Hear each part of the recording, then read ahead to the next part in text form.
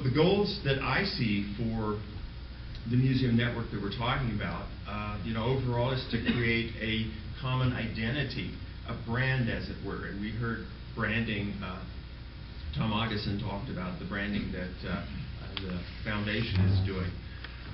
But more than that, I believe, and that's the marketing part of thing. And that's okay as long as you have something to market. We roll into the resources. I think we need to provide access in an easy, non-threatening sort of manner to both technical and financial resources.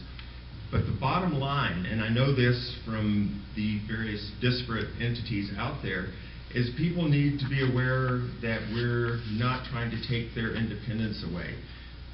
They are that unique institution. No one is trying to take that away. No one is trying to tell them what they have to do. But there is some give and take in any kind of an association. So I'm going to propose, here's a structure. A central office and a technical staff who basically would coordinate and make this community-wide network become a reality.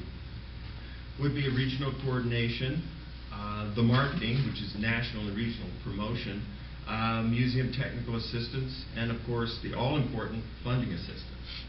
And so why try to keep reinventing the wheel when we've got an organization that's already gone through that process? And that's the State Museum Association, New Mexico Association of Museums. The branches are affiliates of that, and we could be the same way, or the McKinley County one.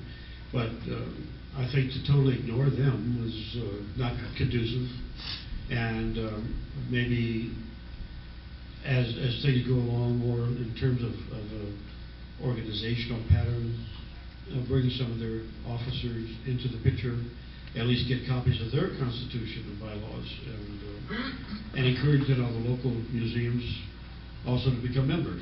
nmmuseums.org, the one I mentioned earlier, there should be information on there. I'll make sure it gets on there as to how to subscribe to listserv. It's from those meetings that just happen annually at some place somewhere around the country.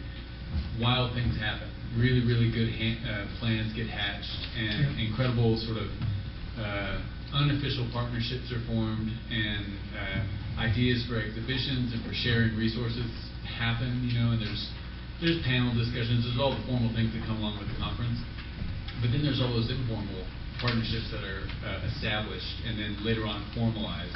And so having that kind of having a meeting that may or may not have a specific agenda to it has some real value, in a way of introducing people face to face. And along the same lines, having a listserv, a statewide listserv that's topically related, divided up, so that people have a way to converse with one another and share, if nothing else, intellectual resources.